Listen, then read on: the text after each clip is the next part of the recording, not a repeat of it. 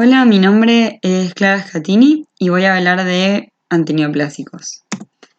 Los objetivos de la clase son comprender las generalidades del tratamiento farmacológico de las neoplasias y también saber los aspectos más relevantes de los fármacos que usamos para estas enfermedades, haciendo especial énfasis en la toxicidad, que es algo que todos vamos a tener que ver en nuestra práctica independientemente de la especialidad que elijamos. En esta clase no se trata el tema de la aplicación terapéutica de cada fármaco, aunque voy a mencionar algunas, no es algo evaluable porque no es lo que queremos que se lleven de la clase. Eh, Antes de hablar de lo farmacológico propiamente dicho, quería hacer una introducción de el enfoque actual que tiene el tratamiento antineoplásico en general, que combina una terapia local con una sistémica. Nosotros hoy vamos a hablar de la terapia sistémica y siempre hay que tener en cuenta, sea una enfermedad terminal o no, los cuidados paliativos que lo que buscan es mejorar la calidad de vida del paciente. Los objetivos del tratamiento quimioterápico pueden ser diferentes y seguramente ustedes conozcan estos términos, pero los recordamos. La intención puede ser la de reducir el tamaño previo a la cirugía, que ese es el tratamiento neoadyuvante. También se puede intentar, se puede administrar luego de la cirugía para evitar para disminuir el riesgo de recurrencia, destruyendo las células remanentes. Y si esto no es posible, también se puede administrar el tratamiento paliativo para mejorar la calidad de vida y aliviar los síntomas.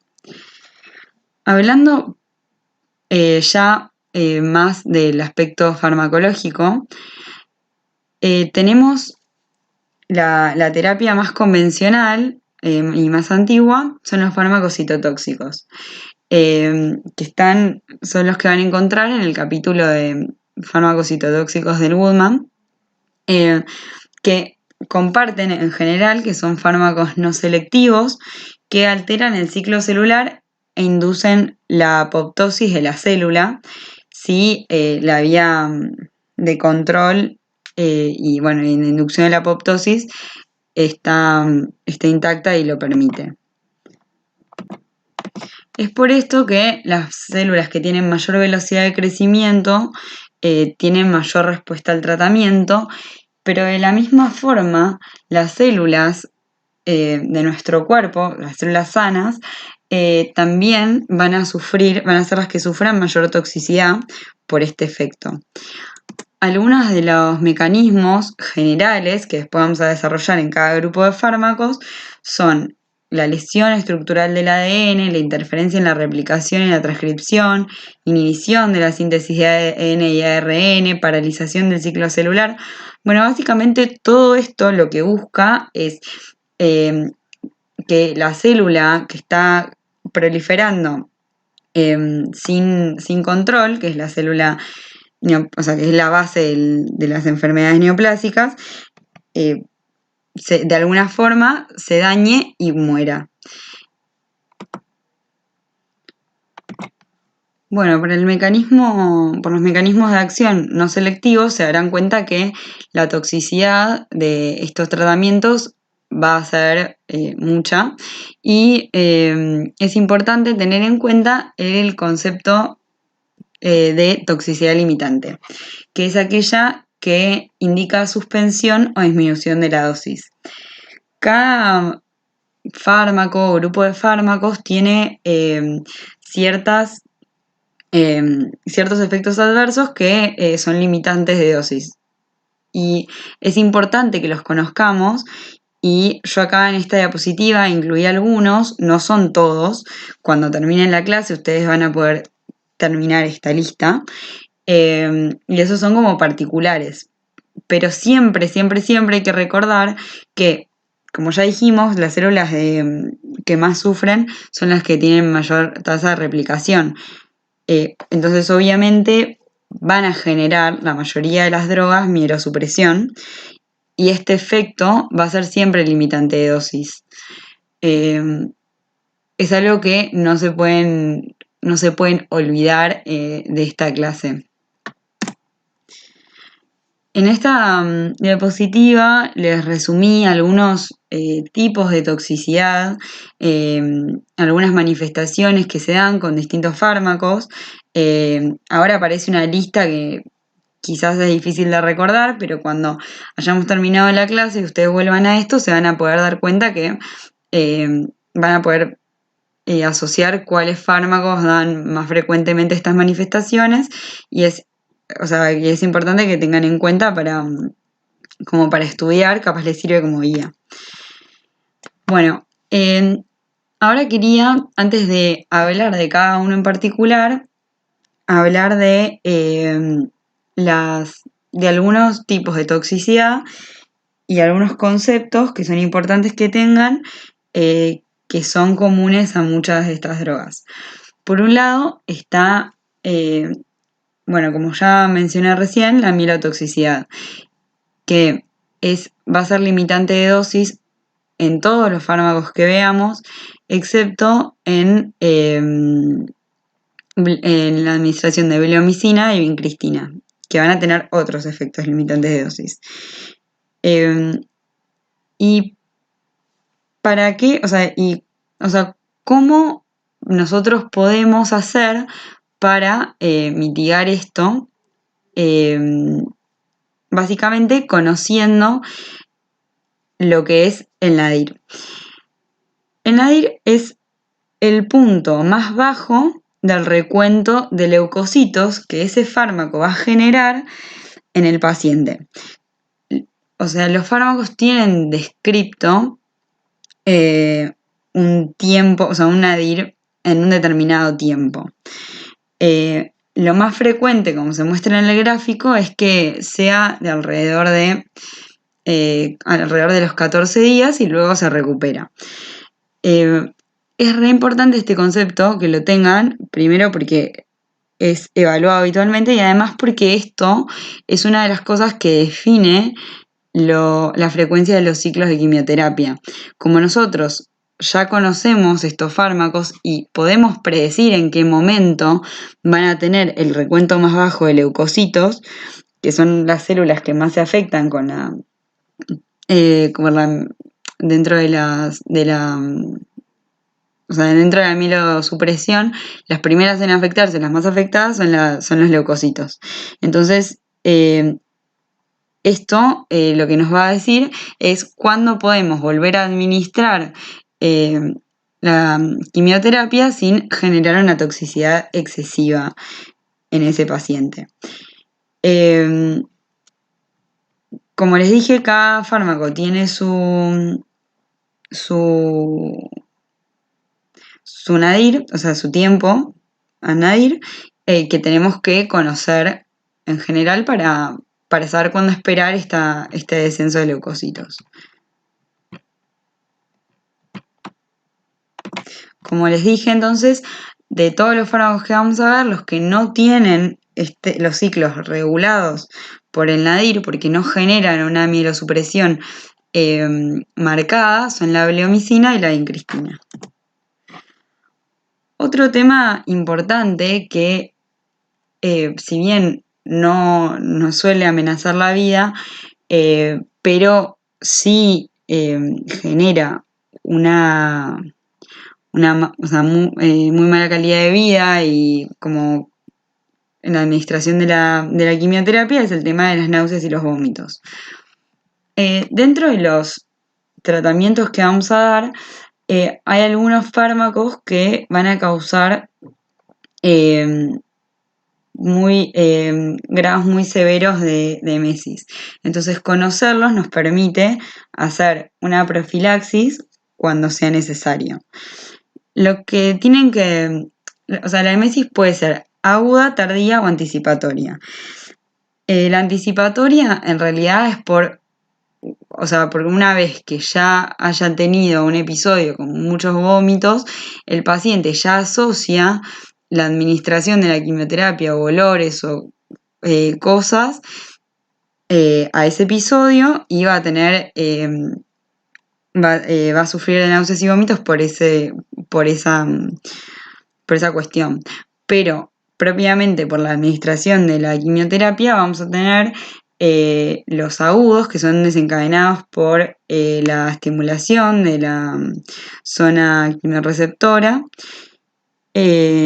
y también más tardíos por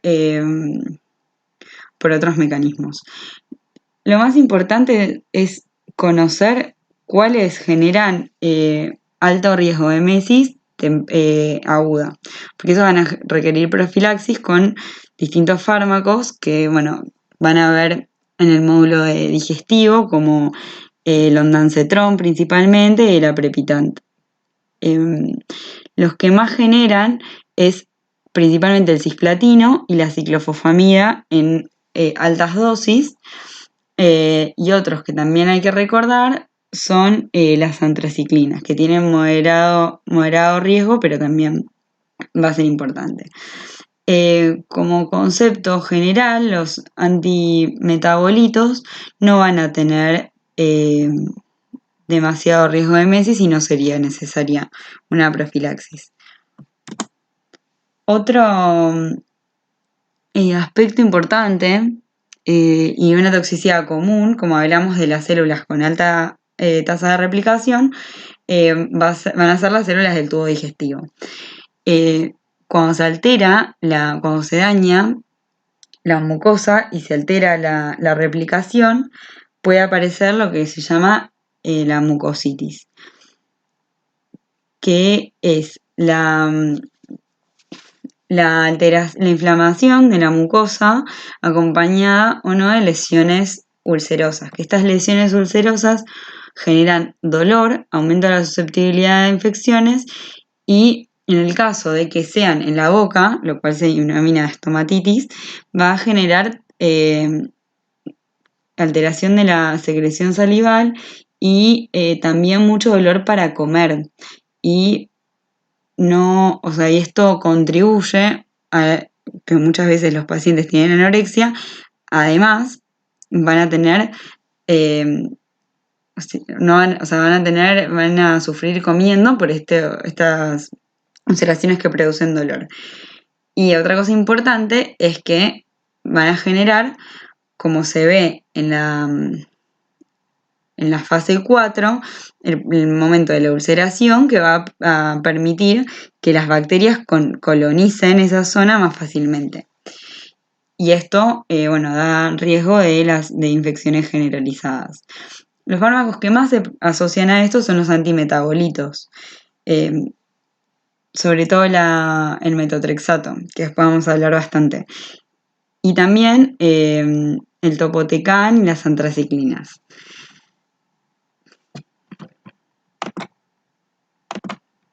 Habitualmente, además, la mucositis se da al mismo tiempo que el nadir de los fármacos.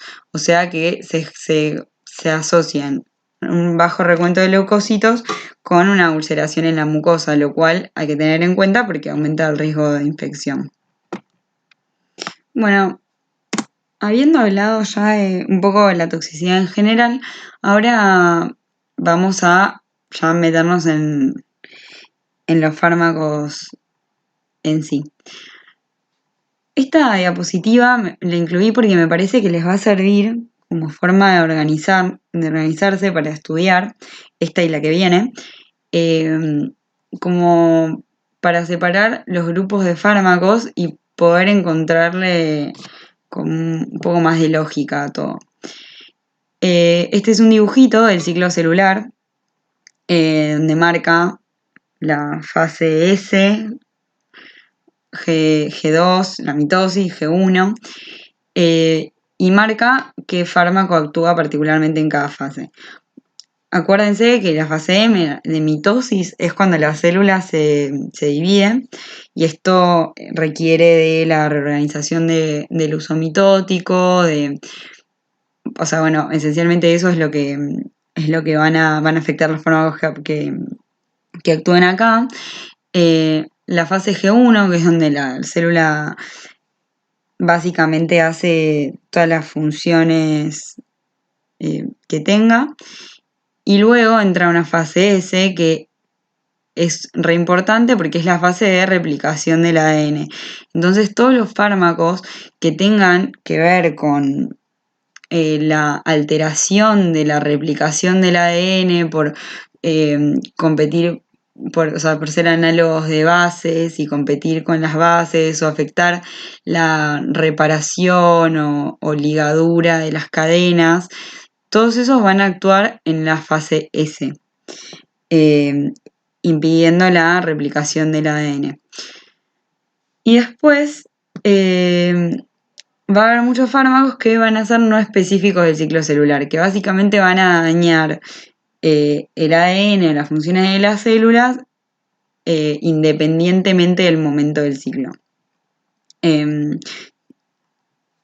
Bueno, acá está otro cuadrito que me parece que les va a servir de guía como para ir estudiando. Les subrayé los fármacos más importantes que más tienen que saber y no sé si se nota, pero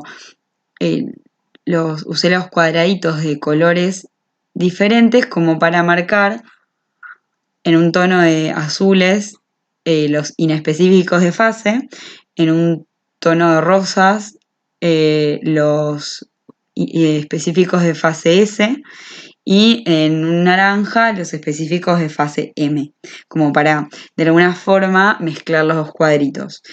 Pero bueno, para mí está bueno que tengan estas diapositivas en cuenta a la hora de estudiar y como para guiarse y acordarse a qué grupo pertenece cada una. Son un montón de fármacos, son un montón de nombres, es difícil al principio, pero bueno, tienen un poco la ventaja de tener las diapositivas y la clase grabada como para poder ir haciendo todo a su tiempo. Bueno, empezando con los fármacos inespecíficos de fase, vamos a tener por un lado los alquilantes y por otro los antibióticos. De los alquilantes nos va a interesar particularmente la ciclofosfamida y por otro lado los compuestos de platino, el cisplatino específicamente. Y bueno, después vamos a hablar de los antibióticos. Bueno, los alquilantes. Son estos, sí los tienen que conocer bien, son bastante tomados, como vieron que les resalté, les subrayé ciclofosfamida. Estos agentes son, inespecíficos de fase, ingresan a la célula y se vuelven altamente reactivos y tienen la capacidad de unirse al ADN con enlaces covalentes. La célula va a reconocer estos errores y va a intentar repararlos. Si no se puede reparar el error, que es la idea, induce la apoptosis. Esto requiere, por supuesto, que estén los mecanismos de control intactos, porque si no, no se puede generar el efecto. Y es un mecanismo de resistencia que puede haber a estos fármacos. Particularmente la ciclofosfamida, lo que hay que saber de la farmacocinética, bueno, como todos, me olvidé de decirlo antes, pero básicamente todos los fármacos de este grupo, excepto excepciones, van a administrarse por vía endovenosa. También se puede administrar por vía oral, pero en general se hace por vía endovenosa. Lo importante de la farmacocinética de este fármaco es que es un profármaco que se va a oxidar a dos metabolitos. Y uno particularmente nos va a importar, que es la aldofosfamida. La aldofosfamida a su vez va a generar dos metabolitos tóxicos, que son los que nos interesan a nosotros. Por un lado, la mostaza de fosforamida va a ser el metabolito que va a generar las acciones antineoplásicas, y por otro lado la acroleína, que se van a generar siempre los dos, por el metabolismo de la aldofosfamida. Lo que nos importa de esto es que genera un efecto adverso particular, la acroleína, que cuando se administra daña la vejiga generando cistitis hemorrágica, que es un efecto adverso que se genera solamente con la ciclofosfamida y una droga muy parecida que es la ifosfamida.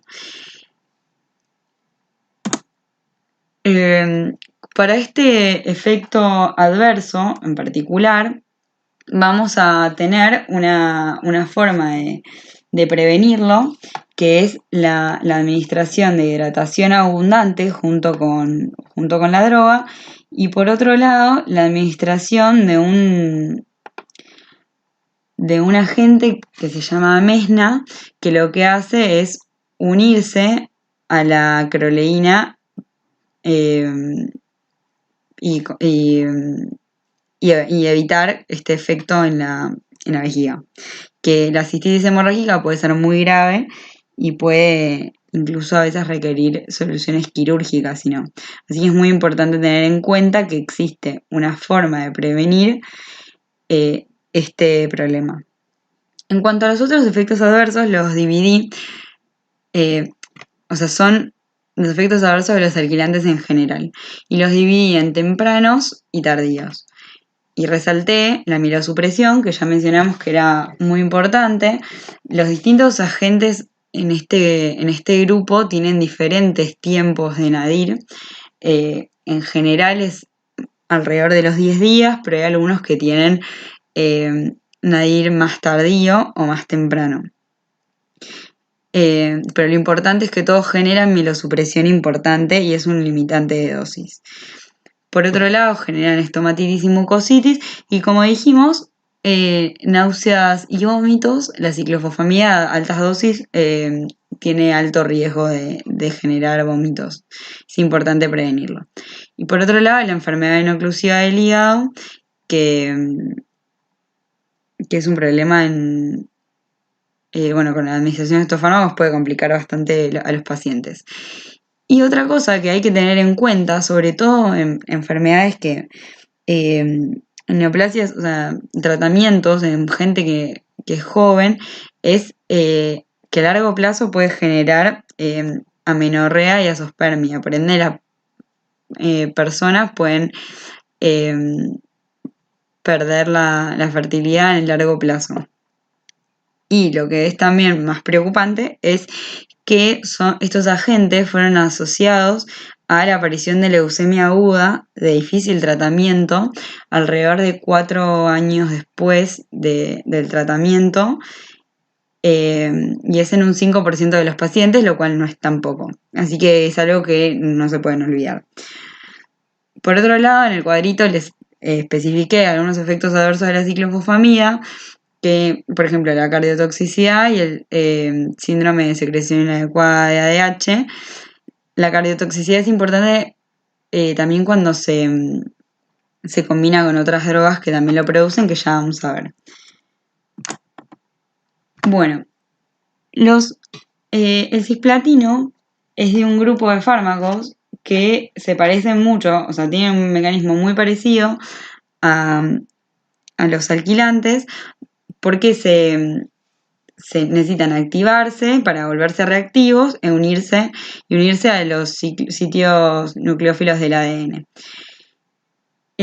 La característica particular es que estos fármacos necesitan activarse a bajas concentraciones de cloro, a diferencia de los alquilantes que veníamos viendo. Y se vuelve, una vez que se vuelve reactivo, se une a los sitios nucleófilos del ADN, genera ductos que inhiben la replicación y la transcripción.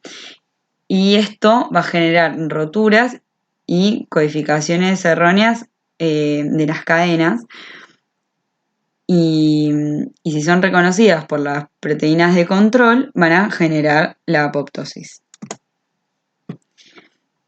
El cisplatino tiene unas características importantes farmacocinéticas, como por ejemplo, en la administración no se puede administrar con agujas de aluminio porque lo inactivan y tiene que ir siempre diluido en una solución con dextrosa y solución salina, y a veces puede administrarse manitol, dado que tiene muy alta nefrotoxicidad, y se vio que con una abundante hidratación previa y la administración concomitante de manitol podía disminuirse esta toxicidad y se podía administrar el fármaco eh, sin generar una necrosis tubular aguda. Por otro lado, tenemos que tener en cuenta que la excreción también es renal y es prolongada. O sea que estos fármacos también habría que ajustarlos en pacientes con insuficiencia renal porque aumentaría la toxicidad. En cuanto a la toxicidad de los platinos, o sea, son fármacos muy tóxicos y tienen que acordarse sí o sí de estos efectos adversos. No son tantos, pero son importantes. Por un lado, genera característicamente nefrotoxicidad y ototoxicidad que se pueden acordar porque se parece a otros fármacos que ya conocen, que son los aminoglucósidos, unos antibióticos. Como lo digo como para que asocien a algo y se acuerden esas dos toxicidades que son características de estos fármacos. Por otro lado, bueno, y la nefrotoxicidad dijimos que la podíamos prevenir un poco o disminuir con la administración de abundante hidratación previa y diuréticos. En cambio, la ototoxicidad no se previene de esa manera, no se puede paliar así. Por otro lado, el cisplatino es el fármaco que más causa vómitos de todos los que vamos a ver, así que no se lo pueden olvidar. Tiene alto riesgo de mesis y bueno, ahí está el dibujito. Por otro lado, bueno, la mielosupresión también es importante. Y otra característica particular es la neuropatía periférica que causa. Al igual que los alquilantes, son carcinogénicos, pueden causar leucemia posterior al tratamiento.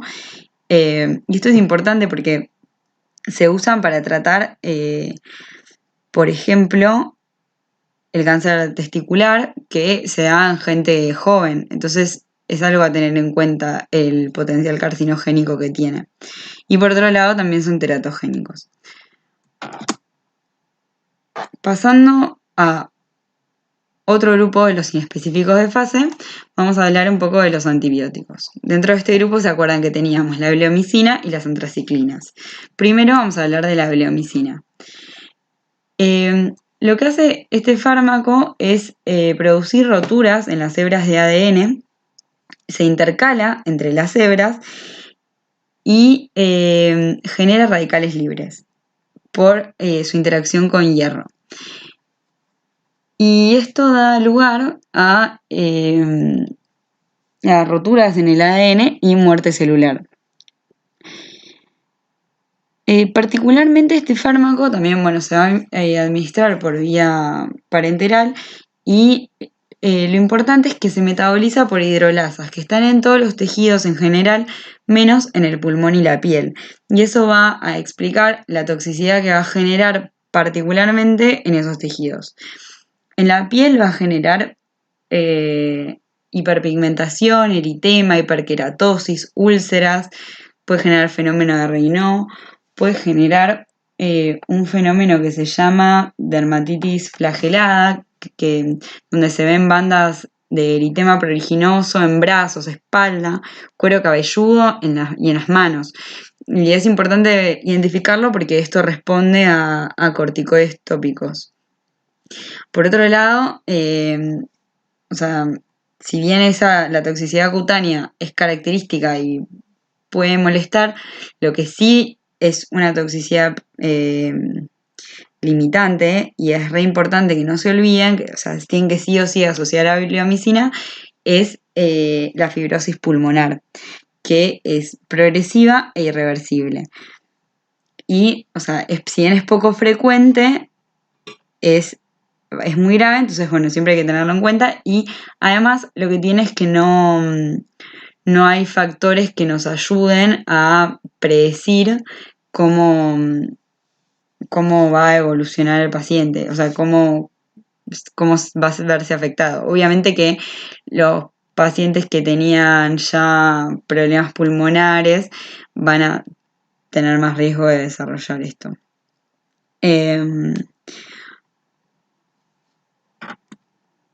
Bueno, los otros también, bueno, tienen que saberlos, pero los que no se pueden olvidar son esos dos, en el caso de la bleomicina. Bueno, el otro grupo de antibióticos son las antraciclinas, que son la doxorubicina y daunorubicina. Son fármacos muy parecidos, tienen el mismo mecanismo de acción, pero van a tener usos clínicos muy diferentes. Básicamente tienen varios mecanismos de acción.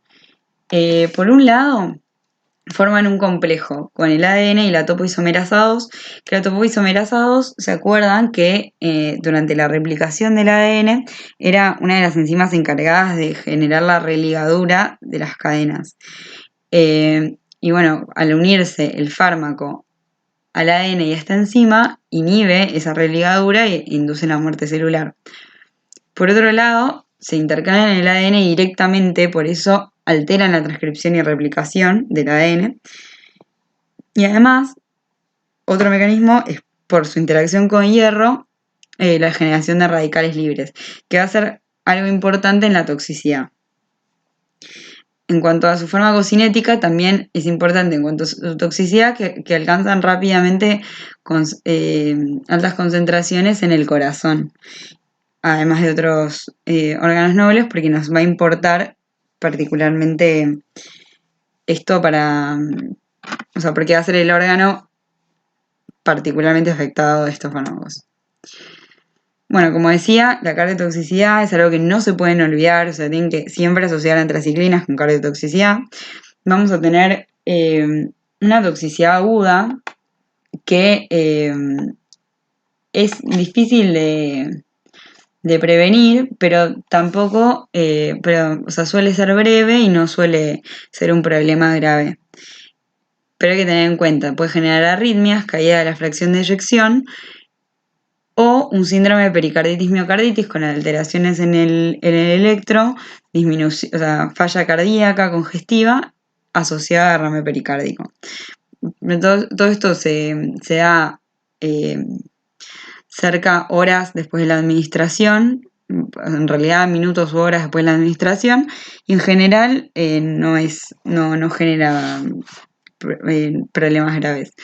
El problema de estos fármacos es la toxicidad crónica, que se da con dosis acumulativas mayores a 550 miligramos por metro cuadrado y causa una insuficiencia cardíaca congestiva de muy difícil tratamiento que genera una mortalidad bastante alta. Y esta toxicidad se hace más probable en personas que recibieron radiación en el tórax o administración concomitante de otros fármacos que también generan cardiotoxicidad, como la ciclofosfamida, que ya les mencioné antes, o el trastuzumab, que es un anticuerpo monoclonal que se usa en el cáncer de mama. Existe un agente para disminuir un poco el riesgo de cardiotoxicidad llamado desrazoxano, que lo que hace es un quelante de hierro que disminuye un poco el daño que se genera por los radicales libres, que es mediada por hierro. Pero, o sea, si bien disminuye la cardiotoxicidad, no la hace nula. Entonces siempre hay que tener en cuenta esto. Otro efecto adverso importante de estos fármacos, como en todos los que venimos viendo, es la mielosupresión. Pasamos ahora a otro grupo muy diferente de fármacos que son los específicos de fase S. Acá tenemos los antimetabolitos, la hidroxiurea y los inhibidores de la topoisomerasa. Primero vamos a hablar de los antimetabolitos. No voy a hablar de cada uno de ellos, voy a hablar de uno de cada grupo. El metotrexato es el más importante de todos estos, que no pueden dejar de saber. Voy a hablar de 2 análogos de las pirimidinas y un análogo de las purinas. En caso de la 6-mercaptopurina, ustedes la van a ver o sea, si bien tiene aplicaciones antineoplásicas, también las van a ver en la clase de inmunomoduladores, por eso no voy a hablar de eso. Bueno, primero vamos a hablar de el metotrexato. Este fármaco no lo pueden dejar de saber. Vamos con el dibujito. Lo que hace el metotrexato en sí, como ven acá, es inhibir a la dihidrofolato reductasa. ¿Y esto cómo nos sirve para inhibir la síntesis del ADN? Básicamente, el ácido fólico tiene que reducirse a tetrahidrofolato, que es importante para las reacciones de metilación en la síntesis de purinas y de timilato. Como se ve en el dibujito acá, ese es el paso que inhibe en sí el metotrexato, lo cual disminuye esto, el tetrahidrofolato, y disminuye la actividad entonces de la timilato sintasa y no puede generar su efecto en la síntesis del timilato. Por otro lado, el metotrexato se agrega a poliglutamatos, con lo cual gana la capacidad de inhibir más enzimas que participan en estos procesos, entre ellas la timilato sintasa directamente y también en la síntesis de purinas la GAR transformilasa y la ICAR transformilasa, que no importa, se tienen que saber esos nombres. El nombre que sí tienen que saber del mecanismo de acción del metotrexato en sí es la dihidrofolato reductasa. Y bueno, de esta manera va a inhibir estos procesos. Otro punto importante del metotrexato es que vamos a tener un fármaco, bueno, en realidad una molécula que vamos a poder administrar para paliar la toxicidad que va a generar en las células sanas, que va a ser la leucoborina o ácido folínico. Que lo que hace va a ser como entra en el ciclo, como ven acá en el dibujito, después de la acción de la dihidrofolato reductasa, entonces disminuye un poco los efectos tóxicos. Esto siempre se va a administrar 24 horas después a la administración del metotrexato, como para no ir en contra de los efectos antineoplásicos. En cuanto a la farmacocinética, es importante que la administración puede ser por vía oral, intramuscular, intravenosa e intratecal. Casi ningún fármaco de los que estamos viendo se puede administrar intratecal. Este es uno de los pocos que sí. Para algunas indicaciones particulares. Por vía oral lo que tiene es que se administra en general más para enfermedades de autoinmunes, y más allá, en una dosis más alta de los 25 miligramos, su absorción se vuelve errática, entonces tiene que usarse sí o sí una vía parenteral. En cuanto, tenemos la administración intratecal, pero de todas formas puede penetrar, si bien la penetración al líquido cefalorraquídeo es baja, cuando existe carcinomatosis meningia puede aumentar al 20%. Y es importante que la excreción es renal, y es importante ajustarla en insuficiencia renal porque la acumulación genera aumento de la toxicidad. Por otro lado, la eliminación se da por filtración y por secreción y disminuye cuando se administra junto con AINES u otros fármacos que generan nefrotoxicidad. Entonces, también hay que tener en cuenta porque esto va a aumentar la toxicidad del metotrexato. En este fármaco sí les especifiqué los usos, algunos usos, aunque sea, porque por un lado va a tener mucha utilidad en las enfermedades autoinmunes, como por ejemplo la artritis reumatoidea y la psoriasis. Va a ser re importante en el tratamiento de la artritis reumatoidea. Yo no voy a hablar de eso, pero bueno, para que lo tengan en cuenta. Y por otro lado, tiene un uso antineoplásico en diferentes tipos de neoplasias. Re importante en las leucemias, en el coriocarcinoma, como para que sepan, pero de vuelta esto no es evaluable. En cuanto a la toxicidad, como dijimos al principio, es un metabolito, un antimetabolito, por ende la mucositis y la mielosupresión van a ser los que sí o sí no se pueden olvidar. Por otro lado, el tema de que se acumulen los tejidos asociado a los poliglutamatos genera un efecto como de atrapamiento del fármaco y particularmente en el epitelio coriónico se acumula y genera mucha toxicidad. Por ende es abortivo y altamente teratogénico porque se acumula ahí. Eso tampoco se lo pueden olvidar de este fármaco en particular. Y esas serían como las más importantes en la administración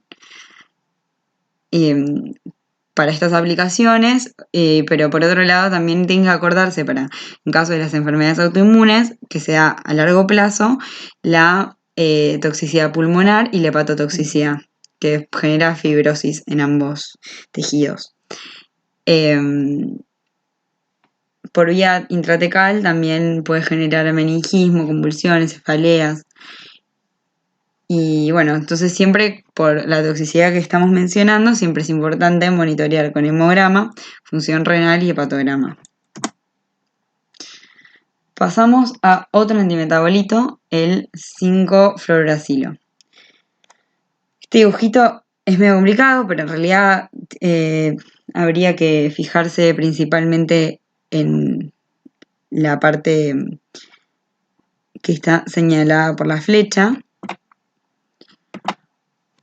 O sea, su principal mecanismo de acción es la inhibición de la timilato sintasa una vez que es activado dentro de la célula. Y por otro lado, se incorpora, por esta forma inhibe la síntesis de timilato, que es necesaria para la síntesis de ADN. Y por otro lado, inhibe, o sea, se incorpora directamente al ADN y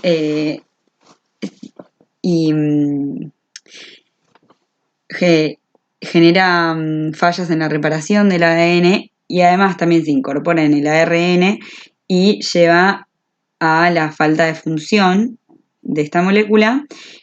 Y bueno, acá hay un cartelito que les aclaré, más leucovorina.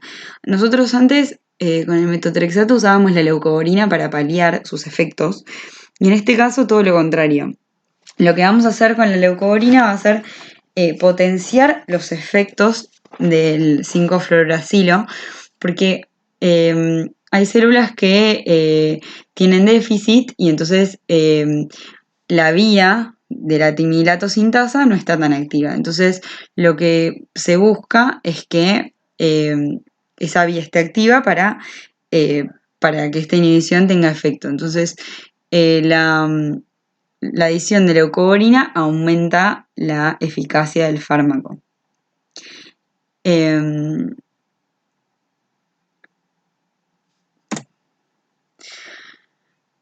cuanto a la farmacocinética, se da por vía también parenteral, pero tiene tiene una forma, la capecitabina, que es una prodroga, que se puede administrar por vía oral en casos determinados. Y bueno, en cuanto a la toxicidad, lo que más importantes, con un antimetabolito va a ser la mielosupresión y la mucositis y estomatitis. No son frecuentes los vómitos en este caso. Otro efecto adverso que tienen que recordar es la neurotoxicidad, que puede dar somnolencia, ataxia cerebelosa, cefalea. Y bueno, en algunos casos puede generar vasoespasmo coronario, que da un dolor torácico con alteraciones isquémicas en el electro, que son cosas que están asociadas al momento de infusión, y cuando se suspende esto se revierte. Tiene más predisposición las personas que tienen coronariopatía previa. Y otra cosa que es importante acordarse de este fármaco es que la mielosupresión y la mucositis son más graves con los bolos que con la infusión continua. Entonces, con infusión continua tenemos menos mielosupresión y en ese caso la diarrea se volvería el efecto limitante de dosis en la administración de este fármaco. Pasamos a otro. Ahora veníamos de, si recuerdan, el cuadrito previo, que me olvidé de mencionar, estamos hablando de análogos de las pirimidinas. Y ahora, bueno, y seguimos con eso. Ahora tenemos un análogo de citidina, que es la citarabina, o también la pueden escuchar nombrar como Ara-C. Este es un profármaco que, como ven en la imagen, necesita fosforilarse 3 veces para pasar a su forma activa, que lo que hace es competir con la citidina e inhibir a la ADN polimerasa e inducir de esta manera la apoptosis. O sea, lo que hace es básicamente, en vez de que se incluya la base correspondiente, se incluye esta base defectuosa, digamos, y bloquea la elongación del ADN. Entonces se inhibe la síntesis del ADN y esto lleva a la apoptosis. Debe usarse bastantes días seguidos para alcanzar a todas las células tumorales que estén en fase S. Lógicamente este mecanismo se dan cuenta que sirve en tumores que tengan muy, muy rápida replicación, como por ejemplo las leucemias. Es re importante el Ara-C para el tratamiento de la leucemia aguda, para el tratamiento curativo de la leucemia aguda. Así que bueno, es importante tenerlo en cuenta. Y otra cosa que se tiene que acordar es que este también se puede dar por vía intratecal. O sea, los únicos 2 fármacos que le podemos dar por vía intratecal de esta clase son el metotrexato y la citarabina. Es como un dato importante en cuanto a las vías de administración porque es diferente a todo el resto. En cuanto a la toxicidad, lo mismo que veníamos hablando, mielosupresión es lo más importante, que se da en una semana y se recupera en 14 días aproximadamente, tiene un tiempo diferente a lo que habíamos dicho que era en general. También genera estomatitis y diarrea. Y otra cosa que puede llegar a causar es un síndrome febril en niños, que puede ser bastante grave. Y en la administración intratecal o con altas dosis puede generar convulsiones, coma, delirio, aracnoiditis, síndrome cerebeloso, o sea, alteraciones neurológicas graves que hay que tener en cuenta en este tipo de administración. Pasando a los análogos de las purinas, o sea, dijimos que mencionamos en el cuadrito 2, que era 6-mercaptopurina, que dijimos que acá no vamos a hablar, y la fludarabina, que es este fármaco que tenemos acá. Lo que hace es inhibir a la ADN polimerasa, a la ADN ligasa y primasa, y se incorpora al ADN y ARN.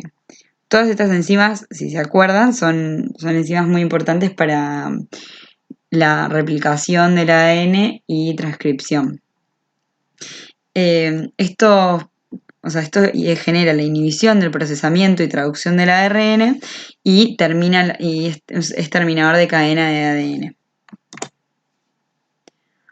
En cuanto a la toxicidad, muy parecido a lo que veníamos hablando, la diferencia es que las células inmunes tienen especial susceptibilidad a los análogos de purinas y entonces va a generar depresión de células T con aparición de infecciones oportunistas y puede generar manifestaciones autoinmunes, como por ejemplo la anemia hemolítica, también por la alteración de la inmunidad, porque acuérdense que también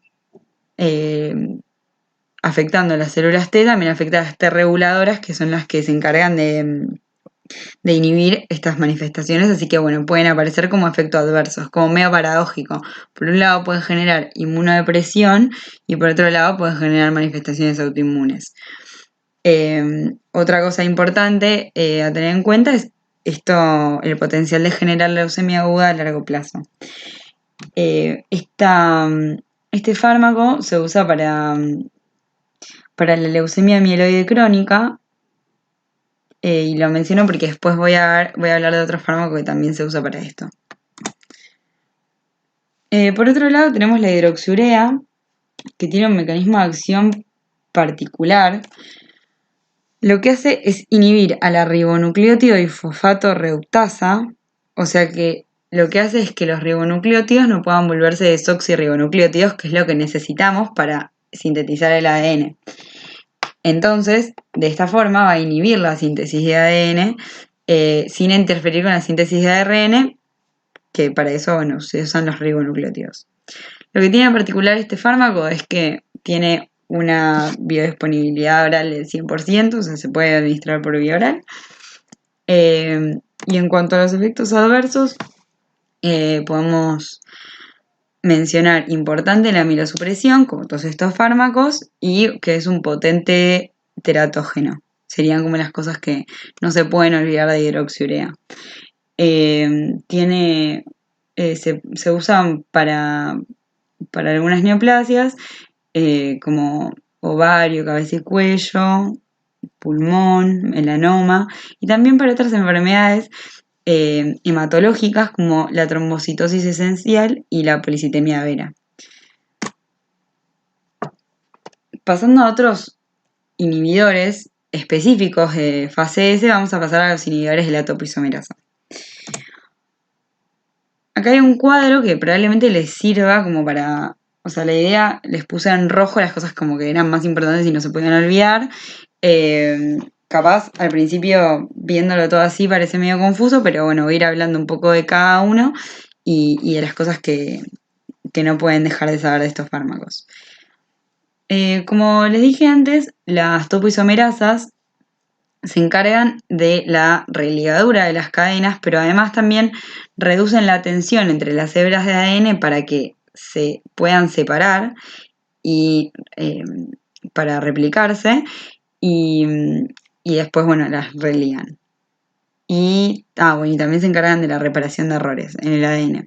Entonces vamos a tener por un lado los que inhiben la topoisomerasa 1, que son el topotecan y el irinotecan, que lo que se hacen es ligarse a la topoisomerasa 1 y al ADN y no permiten la religadura de las cadenas y se genera ruptura del ADN.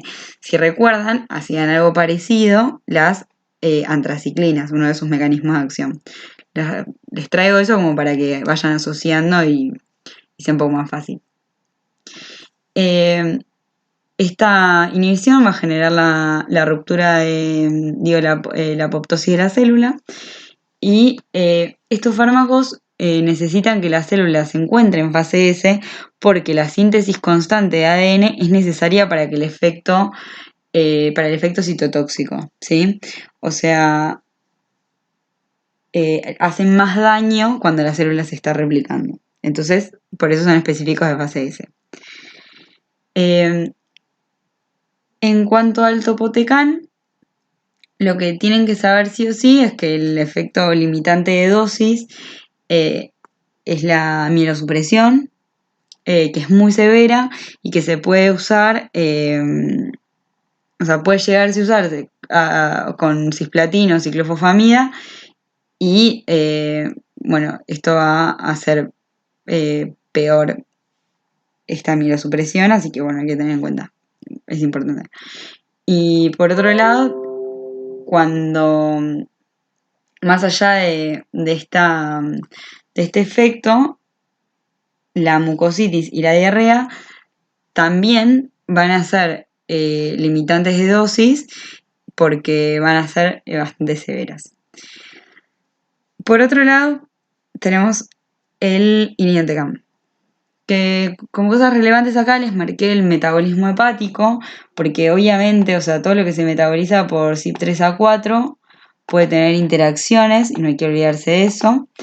Y por otro lado, sufre glucuronización, que esto tiene que ver en personas que tienen defectos en este proceso, puede aumentar la toxicidad. Y esto va a dar un efecto limitante de dosis particular, que es la diarrea persistente. Y va a generar este fármaco dos tipos de diarrea. Puede generar una diarrea temprana, que es por efecto colinérgico, porque va a inhibir la acetilcolinesterasa y puede generar en las primeras 24 horas post-infusión un síndrome colinérgico que puede incluir, o sea, puede también generar dolor abdominal y diarrea. Pero es diferente a la diarrea que va a tener tardía y persistente, que eso va a ser lo que limite la dosis, porque se genera por un metabolito tóxico en la mucosa intestinal. Se genera hacia los 6 u 11 días después de la administración. Y esto va a responder a la loperamida, pero puede ser muy severa. Así que no se pueden olvidar del irinotecan y su diarrea, además de la mielosupresión. Bueno, por otro lado, tenemos un fármaco que tiene un mecanismo de acción no tan diferente, o sea, inhibe a la topoisomerasa 2, pero va a tener características bastante, o sea, una toxicidad bastante diferente. Bueno, y por un lado, en cuanto a la farmacocinética, es importante la alta unión a proteínas y el metabolismo hepático, porque el etoposio va a tener mayor toxicidad en pacientes que tengan insuficiencia hepática, porque va a disminuir el metabolismo y va a disminuir la albúmina, que es la proteína a la que se une el etoposio. Entonces hay que tener en cuenta esto. Y bueno, en cuanto a los efectos adversos limitantes de dosis, vamos a tener la mielosupresión, que va a ser también a los 14 días. Y en el tratamiento crónico también la mucositis y la diarrea van a ser limitantes de dosis. Particularmente, este fármaco se asoció mucho a leucemia secundaria relacionada con la dosis acumulada. Y hay mayor riesgo, irónicamente, en pacientes tratados por leucemia. Esta leucemia secundaria lo que tiene es que aparece, bueno, también en unos años posteriores al tratamiento y no presenta mielodisplasia previa, o sea, no genera trastornos hematológicos previos ni nada y es de muy difícil tratamiento y muy mal pronóstico. Así que tampoco se pueden olvidar de ese efecto, si bien no es agudo, es tardío, pero es uno de los agentes que más lo causan. Hasta ahora, los que mencionamos que causaban leucemia secundaria eran los alquilantes, el cisplatino y el etoposida. No se olviden. Y en cuanto volviendo al topotecan e irinotecan, me olvidé de decir una cosa, que es que requieren exposiciones prolongadas, las células tumorales, a estos fármacos para que estos fármacos tengan mejor eficacia. Y se vio que administrarlos por más largo tiempo a menores dosis mejoraba la eficacia y disminuía la toxicidad. Entonces, bueno, van a tener administración por más largo tiempo. Pasamos ahora a los agentes específicos de la fase M. ¿Qué pasa en la fase M? Dijimos que es la mitosis. Para que se pueda dar la mitosis, los microtúbulos tienen que reorganizarse, generando el uso mitótico al cual se van a anclar los cromosomas para luego poder separarse. Entonces, va a ser fundamental o sea, que los microtúbulos estén intactos para estos procesos. Y esto es lo que va a afectar los alcaloides de la vinca y los taxanos, de maneras como opuestas, pero van a ser lo mismo, en definitiva. Ahí les puse un dibujito de lo que hacen los dos, después voy a hablar particularmente de cada uno y van a entenderlo mejor. Primero vamos a hablar de los alcaloides de la vinca. El mecanismo de acción de estos fármacos es unirse a la beta-tubulina, impidiendo la polimerización de los microtúbulos. Y esto inhibe la mitosis y lleva a la apoptosis de la célula. En cuanto a a la farmacocinética, no la incluí porque no tenía nada particular, excepto que, como siempre, se administra por vía endovenosa, con metabolismo hepático, eliminación biliar, y hay que ajustar la dosis en insuficiencia hepática. Pero lo importante, que sí resalté acá, es que estos fármacos nunca se pueden administrar por vía intratecal, porque la administración por error por esta vía puede llevar a neurotoxicidad muy grave, como convulsiones irreversibles que pueden llevar a la muerte. Así que, bueno, por eso el recuadro. Hay dos en realidad, agentes que nos importan más de este grupo. El otro lo incluí porque lo van a leer en el libro, pero en realidad nos importa más la vincristina y la vinblastina. Van a tener en común algunos efectos adversos, como son las náuseas y los vómitos, pero no van a ser como las más importantes de este grupo. Y la necrosis por extravasación, que la necrosis por extravasación es un daño que se genera en los tejidos cuando se extravasa, o sea, cuando sale de la vena una sustancia y que puede llevar hasta la necrosis de estos tejidos, y es algo muy doloroso que deja cicatrices muy feas. Entonces siempre hay que prevenirlo usando el material adecuado, el personal adecuado, y siempre hay que tener en cuenta que hay algunos fármacos que lo causan característicamente, por ejemplo estos. Entonces, por eso se los puse en rojo, eso se tienen que acordar. Por otro lado, habíamos dicho que uno de los fármacos que no nos iba a importar la mielosupresión, que no era tan relevante, es la vincristina. Y no va a generar, o sea, puede generar leucopenia, pero muy, muy leve. Y lo que sí va a generar como limitante de dosis va a ser la neuropatía periférica, que cuando tiene manifestaciones motoras hay que suspender la administración. La neuropatía puede ser sensorial, motora, de los pares craneales o de los nervios vegetativos con pérdida de reflejos, parestesias, pérdida de la fuerza y bueno, por eso, o sea, por la pérdida o sea, por la neuropatía de los nervios vegetativos va a generar puede generar estreñimiento severo, que hay que prevenir con laxantes siempre. Y, y por otro lado, bueno, en realidad eso es lo importante. La neuropatía no se pueden olvidar. Que es lo limitante de la vincristina, que es como diferente a lo que veníamos hablando. La vinblastina, en cambio, sí tiene mielosupresión como limitante de dosis y puede presentar neuropatía, pero no es tan frecuente.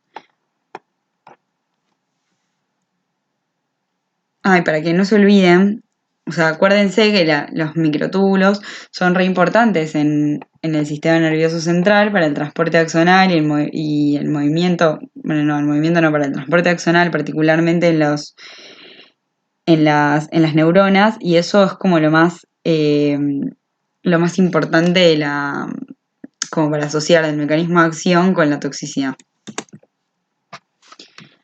Por otro lado tenemos los taxanos, que lo que van a hacer es también unirse a la beta-tubulina, pero van a estabilizar la unión. Y lo que hacen es detener la mitosis porque generan la formación de microtúbulos aberrantes. O sea, como que se polimerizan y no se despolimerizan nunca. Entonces, también genera el mismo resultado, que es la muerte por apoptosis por la detención de la mitosis en la metafase. Tenemos en este grupo dos tipos, que son el paclitaxel y el docetaxel. Tienen también algunas diferencias entre sí. Por un lado, ambos tienen que ir disueltos en sustancias particulares, que estas sustancias pueden generar reacciones de hipersensibilidad aguda. En el caso del paclitaxel, que va disuelta en aceite de ricino, no es infrecuente que se generen reacciones de hipersensibilidad que deben prevenirse con corticoides y antihistamínicos en las infusiones que son de corta duración. El docetaxel también lo causa, pero no tan frecuentemente. El paclitaxel además también tiene como limitante de dosis la mielosupresión, que va a ser más temprana, a los 8 días más o menos, y la neuropatía periférica. Ya dijimos, cómo se afectan los microtúbulos, se afectan los axones neuronales y esto causa neuropatía. Por otro lado, puede causar encefalopatía y efectos adversos gastrointestinales, como todos. Y bueno, el docetaxel, como diferente, digamos, puede generar retención hidrosalina y edemas. Y bueno, también la neuropatía, pero no es tan frecuente y severa.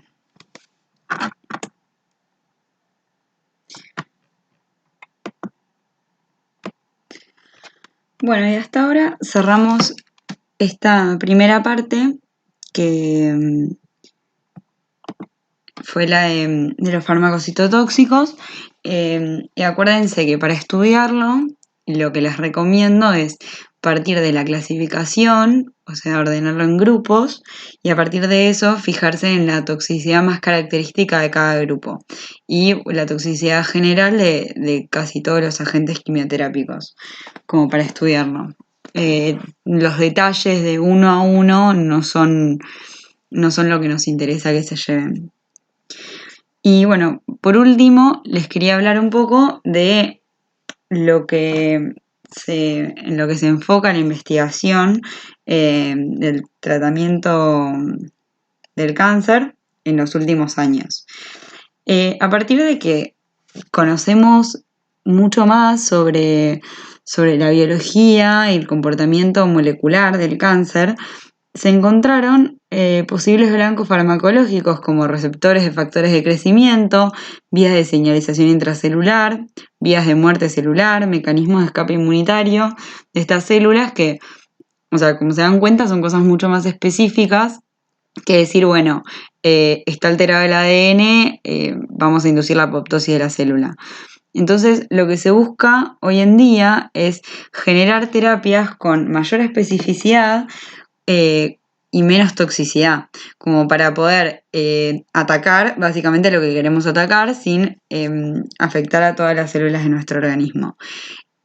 Obviamente esto no es, o sea, como el desarrollo hasta ahora no es que solucionó el problema ni cerca, pero es una opción de tratamiento para muchos tumores y se usa muchas veces en combinación con los agentes citotóxicos eh, para, para la terapia de distintas enfermedades. Dentro de las terapias dirigidas, estas cosas nuevas que hay, o sea, no tan nuevas en realidad, pero de los últimos años, son los anticuerpos monoclonales y por otro lado las moléculas pequeñas, los INIBs. Los anticuerpos monoclonales probablemente hayan escuchado más. Yo hice este cuadro comparativo como para que entiendan bien las diferencias en la administración y en la forma de acción de cada uno. Los anticuerpos monoclonales van a ser moléculas grandes, o son anticuerpos, que van a ir a bloquear la función de un receptor que está en la superficie de la célula y genera el ataque inmune, ¿sí? Genera un complejo inmune y activa la inmunidad. Siempre, o sea, sin entrar a la célula, porque es una molécula enorme. Y esto sea para administración parenteral, intermitente, ¿sí? O sea, no es todos los días, es de vez en cuando, sigue siendo parenteral, como lo que veníamos viendo. En cambio, los INHIBs son pequeñas moléculas que generan su efecto dentro de las células, entran y bloquean las proteínas con función de tirosina quinasa específicas que tienen como blanco molecular. Y tienen vida media corta, o sea, compatible con la administración oral diaria. Entonces, básicamente, estos fármacos transforman el tratamiento quimioterápico en una pastillita que se toma todos los días como si fuera la de la hipertensión, digamos, como para ponerlo como ejemplo. Entonces es un cambio muy importante para la vida de la persona. No tiene que inyectarse, se toma una pastilla, no tiene que ir al hospital ni nada por el estilo. Entonces es una alternativa muy interesante. Pero bueno, como les dije, no es que sirve para todo ni genera tratamientos curativos de diferentes cosas. Les puse un ejemplo de uno de estos inhibidores de tirosina quinasa, que es el imatinib. Les puse este ejemplo porque fue el primer inhibidor de tirosina quinasa en ser aprobado por la FDA en 2001. Y lo que hace es inhibir la quinasa BCR-ABL, que es la que se encuentra activa constitutivamente y genera una división intracelular,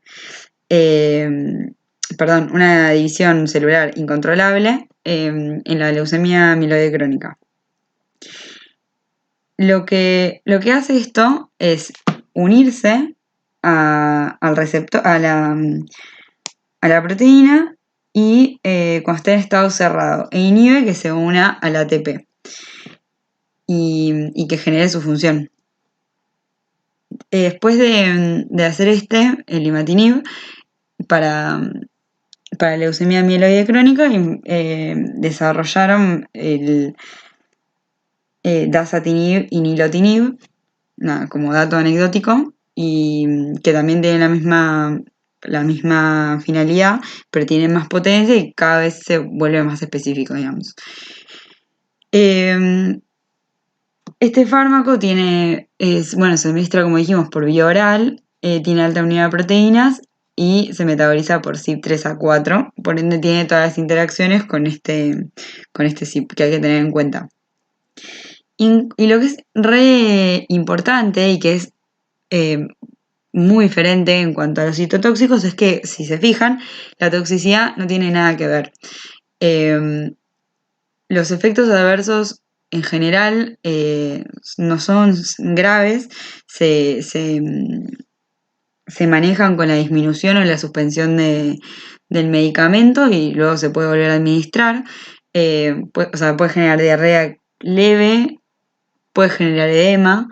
Y lo más delicado es la mielosupresión, por supuesto, pero no es frecuente y si bien puede ser severa, cuando se compensa, se puede volver a administrar el fármaco en las dosis eh, eficientes para esta patología. Entonces, fíjense que esto, o sea, como a lo que se apunta ahora es a que el tratamiento sea tomar una pastillita con poca toxicidad eh, y que no tiene nada que ver a administrar por vía endovenosa por horas un fármaco que genera toxicidad en todo el cuerpo muy severa. Así que bueno, les puse este como ejemplo, no es que no tienen que saber cada uno, en el Goodman hay un capítulo larguísimo que habla de cada uno, pero lo que les recomiendo es que lean de este capítulo de los blancos moleculares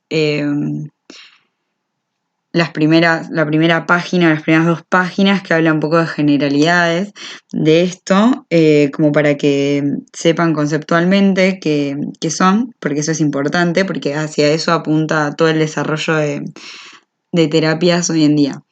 Y bueno, les puse a modo de ejemplo algunos nombres y usos terapéuticos y blancos de anticuerpos monoclonales. Incluí algunos que me pareció que podían conocer. El rituximab se usa mucho para enfermedades autoinmunes también. Y bueno, nada, pero esto es como para que sepan, cultura general. Y también les incluí un par de inhibidores de tirosina quinasa, ¿sí? El imatinib, el sunitinib, el gefitinib, no, o sea, no tienen que saber estos en particular, simplemente es como a modo ilustrativo. Y bueno, lo importante es eso, ¿no? Que ahora se busca esto de tratar de acotar la toxicidad, aumentando la especificidad. Pero obviamente, como toda cosa nueva, estos tratamientos son muy, muy caros, entonces hay que seleccionar bien a quién dárselo, o sea, se tienen que hacer estudios genéticos para averiguar si tienen las mutaciones estas particulares para que el tratamiento sirva. Así que bueno, es todo un proceso que es muy caro y que no siempre se consigue cobertura para estos agentes.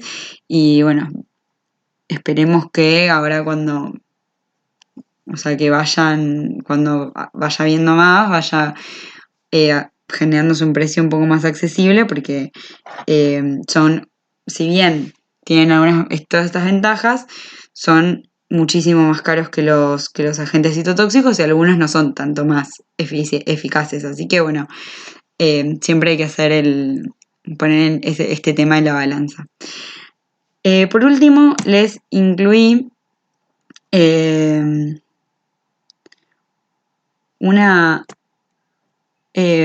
este dibujito que es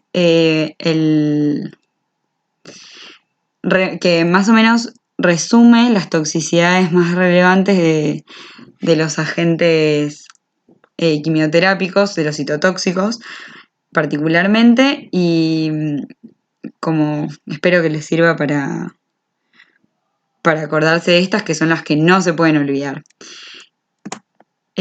Por último, acá les puse la bibliografía que usé, el Woodman y el Flores, si quieren consultar. Yo les recomiendo que usen como guía esta clase y completen la información, obviamente porque no les puse todo, completen la información con lo que esté en el libro, pero siempre jerarquizando este tema de las toxicidades características o las cosas que son así un poco diferentes entre los grupos de fármacos, no sin ir al detalle, o sea, no importa, no se estudie la vida media de cada fármaco y todo eso, porque en este caso no es algo que vayamos a darle tanta importancia, ¿sí? Bueno, espero que les haya servido la clase y que les vaya muy bien.